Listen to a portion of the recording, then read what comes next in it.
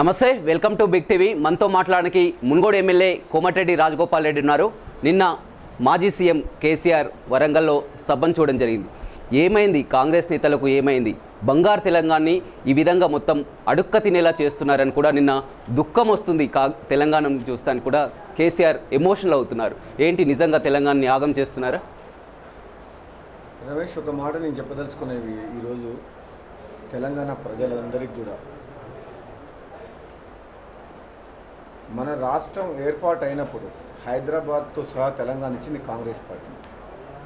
ఆ రోజు రాష్ట్రం యొక్క ఆర్థిక పరిస్థితి ఏంది, ఈరోజు మన రాష్ట్ర తెలంగాణలో కాంగ్రెస్ పార్టీకి అధికారం వచ్చిన నాటికి ఏం పరిస్థితి ఉండేది? సర్పంచ్లకు పెండింగ్ బిల్లులు కావచ్చు, రాష్ట్రం అప్పుల పాలవడం కావచ్చు. కాంగ్రెస్ పార్టీ వచ్చే నాటికే రాష్ట్రం అప్పుల పాలు చేసిన చరిత్ర కేసీఆర్ది. నిజంగా చెప్పాలంటే తెలంగాణ గురించి మాట్లాడే అర్హత బీఆర్ఎస్ పార్టీ నాయకులు కేసీఆర్ గారు కోల్పోయిండ్రు. ఎందుకంటే ఒక బంగారు పల్లెంలో పెట్టి తెలంగాణ కాంగ్రెస్ పార్టీకి తెలంగాణ ఇస్తే ఆనాడు ఆచరణకు అమలుకు సాధ్యం కాని మాటలు చెప్పి తెలంగాణ ప్రజల్ని మాయ మాటలతో మోసం చేసి, 2 సార్లు మోసం చేసి, రాష్ట్రాన్ని అప్పులపాలు చేసి కుటుంబం మొత్తం రాష్ట్రాన్ని దోసుకున్నది. ప్రాజెక్టు పేరు మీద కమిషన్ తీసుకొని ప్రాజెక్టు కూలిపోయినాయి. ఈరోజు రాష్ట్రం అంతా అప్పులపాలైంది.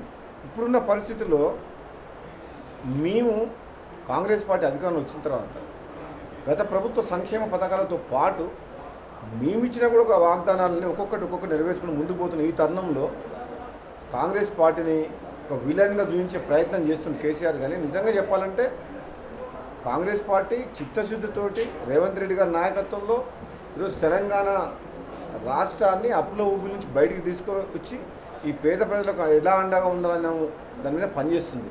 మరి ఇంత తొందరగా మరి ఆయన అసెంబ్లీకి ఒకరోజు రాలేదు. ఈ ప్రజా సమస్యలు ఉంటే మరి అసెంబ్లీకి వచ్చి మాట్లాడాలి కదా. ఆ రోజు మేము అసెంబ్లీ సాక్షిగా సమాధానం చెప్పేటోళ్ళం.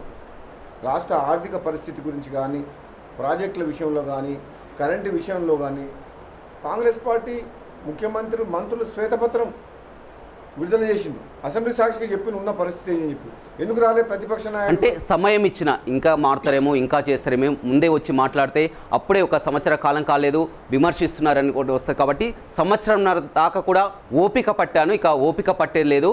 అంతా కూడా మళ్ళీ పోరాటానికి సిద్ధం. వచ్చేది మళ్ళీ 2.5 ఏళ్లలో బీఆర్ఎస్ పార్టీ అధికారంలోకి రావడం ఖాయమని కూడా నిన్న సభా వేదికగా చెప్పడం జరిగింది. ఇప్పుడు సమయం ఇంకా చాలా ఉంది.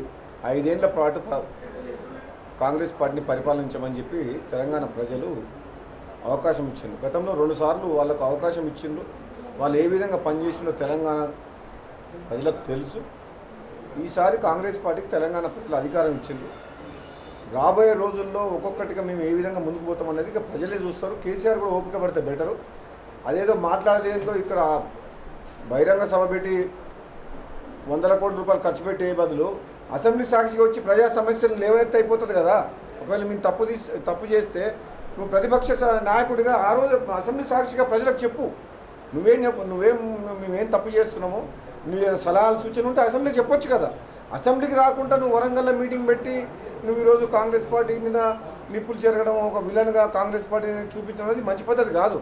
నువ్వు ఒక ప్రతిపక్ష నాయకుడు హోదాలో ఉన్నావు, క్యాబినెట్ ర్యాంక్ అది. ఎందుకు అసెంబ్లీకి వస్తలేవు? అసెంబ్లీకి వచ్చి ప్రజా సమస్యల మీద మాట్లాడు. విలన్గా చూపించే ప్రయత్నం కాదు, ముమ్మాటికి కూడా అప్పుడైనా ఇప్పుడైనా కాంగ్రెస్ పార్టీ తెలంగాణకు విలన్ అని కూడా కేసీఆర్ చెప్పడం జరిగింది. కాంగ్రెస్ పార్టీ ఈ దేశానికి స్వాతంత్రం తీసుకొచ్చిన పార్టీ, ఈ తెలంగాణ రాష్ట్రం ఇచ్చిన పార్టీ, పేద ప్రజలకు అండగా, బడుగు బలహీన వర్గాలకు అండగా నిలిచే పార్టీ. ఇది ఒక కుటుంబం కోసం, ఒక వ్యక్తుల కోసం పుట్టిన పార్టీ కాదు. వ్యక్తుల కోసం, కుటుంబం కోసం పనిచేసే పార్టీ కాదు. ఈ సమాజం కోసం, ముఖ్యంగా అణగారిన వర్గాల కోసం, దేశ స్వాతంత్రం కోసం పుట్టిన పార్టీని పట్టుకొని కాంగ్రెస్ పార్టీని విలన్గా చూపించే ప్రయత్నం చేస్తున్నట్టే నిజంగా బాధకరమే. ఏదేమైనా కానీ కేసీఆర్ ఎన్ని మాటలు చెప్పినా కేసీఆర్ మాటలు ఒకసారి నమ్మి 2 సార్లు అధికారం ఇచ్చిన తప్పితే వాళ్ళు ఏదో పగటి కళలు కంటుండ్రు. కాంగ్రెస్ ఫెయిల్ అయిపోయింది, మళ్ళీ మేమే అధికారంలోకి వస్తాను పగటి కళలు కంటుగానే ప్రజలంతా అమాయకులు గారు. ఇంకా సమయం ఉంది. రాబోయే రోజుల్లో మేము ఏ విధంగా కాంగ్రెస్ పార్టీ ఒక్కొక్కటి కూడా ప్రాజెక్టుల విషయంలో కానీ, ఇన్ఫ్రాస్ట్రక్చర్ కానీ, విద్య వైద్యం విషయంలో కానీ, సంక్షేమ పథకాల విషయంలో కానీ, నిన్నటికి మొన్న ఈ సన్నబియ్యం పథకం ప్రవేశపెట్టి పేదల కడుపు నింపా అని చెప్పి ఏ విధంగా మన కాంగ్రెస్ పార్టీ అది చేస్తుంది చూస్తుంది. సో అన్ని రకాలుగా కాంగ్రెస్ పార్టీకి ఒక ఆలోచన ఉంది. ఆలోచన ప్రకారం ముందు పోతున్నాం. కేసీఆర్ అంత తొందరపడాల్సిన అవసరం లేదు. లక్షల మందిని 100 కోట్లు ఖర్చు పెట్టి బస్సులలో దూర ప్రయాణం తీసుకుని మీటింగ్ పెట్టినంత మాత్రాన వాళ్ళకేదో మా మీటింగ్ సక్సెస్ అయిందని చెప్పి వాళ్ళు ఫీల్ అవుతారు. కానీ జనానికి ప్రజలకు తెలుసు కాంగ్రెస్ పార్టీ ఒక్కొక్కటి కూడా ఇచ్చిన హామీలు నెరవేరుస్తుందని చెప్పి. అంటే ప్రాజెక్టుల విషయం మీరు అంటున్నారు కాబట్టి ప్రాజెక్టుల విషయంలో గతంలో కూడా పాలమూరు డిండి ప్రాజెక్టు కానీ 80% పనులు మేమే పూర్తి చేస్తాం, కొత్తగా కాంగ్రెస్ 16 నెలలు అవుతుంది, ఏం చేసిండ్రని కూడా నిన్న వ్యాఖ్యానించండి. ఇప్పుడు ప్రాజెక్టుల విషయంలో వస్తే కేసీఆర్ వేల కోట్ల లక్షల కోట్ల రూపాయలు తీసుకున్న ప్రాజెక్టులు ఏది కూడా మనకి ఇప్పటివరకు వాటర్ రాలే. గతంలో నాగాన్ సాగర్, శ్రీశైలం, ఎస్ఆర్ఎస్పి, కల్వకుర్తి, ఈ భీమా ఎత్తిపోతల పథకం ఏదైనా కాంగ్రెస్ పార్టీ హయాంలో చేసిన ప్రాజెక్టులు, గతంలో తెలుగుదేశం పార్టీ చేసిన హయాంలో తప్పితే టీఆర్ఎస్ వచ్చిన తర్వాత పాలమూరు రంగారెడ్డి ప్రాజెక్ట్ స్టార్ట్ చేసింది. అది ఇప్పటివరకు వర్కౌట్ కాలేదు. మా డిండి లిఫ్ట్ ఇరిగేషన్ చేసింది, ఇప్పటివరకు నీళ్ళు రాలేదు. కాళేశ్వరం ప్రాజెక్ట్ చేసిండ్రు, ఇప్పటివరకు దానివల్ల లాభం జరగలేదు. ఈ మిడ్మానేర్ కానీ, ఎల్లంపల్లి కానీ, తుమ్మిడిహట్టి కానీ అంతకుముందు ప్రాణహిత చేవల ప్రాజెక్టు కాంగ్రెస్ పార్టీ ప్రభుత్వం చేసింది. ఆయన కొత్తగా డిజైన్ చేసిన ప్రాజెక్టు కూలిపోయింది, అది వాడుకలకు రాలేదు. కాకపోతే దాని పేరు మీద 1,00,000 కోట్ల రూపాయలు అప్పయింది. ప్రాజెక్టుల గురించి మాట్లాడే అర్హత కోల్పోయింది. పేదలకు ఇల్లు కట్టిస్తామని వాళ్ళు కట్టియలేదు. ఉచిత విద్య అన్నాడు, లేదు. ఆరోగ్యం ఎక్కడ లేదు. ఈ విధంగా చెప్పాలంటే పేద ప్రజలకు ఏదైతే మనం ఎక్స్పెక్ట్ చేసినామో తెలంగాణ వస్తే అది మాత్రం టీఆర్ఎస్ హయాంలో జరగలేదు. వాళ్ళ కుటుంబం మాత్రం బంగారు కుటుంబం అయింది. వేల కోట్లు లక్షల కోట్లు వాళ్ళ కుటుంబం దోసుకున్నమాట వాస్తవం. అప్పుల పాలైంది మాత్రం రాష్ట్రం. ఈరోజు ఆ సగటున ప్రతి మనిషికి తెలంగాణ పౌరులకు మన మీద పడ్డది అప్పు. కేసీఆర్ చేసినప్పుడు నువ్వు సెక్రటరేట్ కట్టొచ్చు, ఇంకేది కట్టొచ్చు, యాదగిరిగుట్ట కట్టొచ్చు, పోలీస్ కమాండ్ సెంటర్ కట్టొచ్చు. ఇవన్నీ ఎక్కడి సొమ్ము? అది ప్రజల సొమ్మే కదా, అప్పు తీసుకొచ్చిన డబ్బులే కదా. అది ఎవరు కట్టాలి? ప్రజలు కట్టిన ట్యాక్స్ రూపంలో దాంతోనే కట్టాలి. మళ్ళీ కేసీఆర్ తప్ప ఇంట్లోకి వెళ్ళి కట్టాడు కదా, ఇంట్లోకి వెళ్ళి ఏం చేయలే. కానీ మేము అప్పు చేసైనా కానీ డెవలప్మెంట్ అనేది కనపడుతుంది. కానీ కాంగ్రెస్ ఇలాంటి డెవలప్మెంట్ చేయకుండా కేవలం కమిషన్ల కోసం సంచులు ఢిల్లీకి మోస్తున్నారనేటువంటి వ్యాఖ్యలు కూడా చేయడం జరిగింది. సంచులు ఢిల్లీకి మోస్తున్నామా లేదా అని ఆయన అపోహ మాత్రమే చెప్తే, గతంలో కాంగ్రెస్ పార్టీ కూడా ఎప్పుడు కూడా పేద ప్రజల పక్షాన పనిచేసింది. చెప్తే నా తర్వాత నా కొడుకును ముఖ్యమంత్రిని చేయాలని చెప్పేసి తన డాటర్ని జైలుకు పోతే మధ్యాహ్నం లెక్కలు మళ్ళీ వాళ్ళ బీజేపీ తోటి రహస్య ఒప్పందం కూర్చుకొని ఇటువంటి కాంగ్రెస్ పార్టీలో లేదు.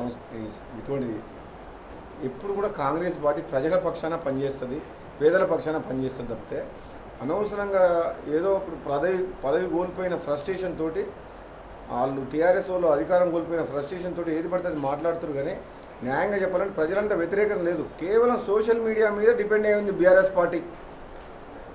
ఈరోజు వాళ్ళ BRS existence social media active ఉంది బాగా బీఆర్ఎస్ పార్టీ వాళ్ళది. అంతే తప్పితే నిజంగా కూడా ఏం తప్పు చేసింది కాంగ్రెస్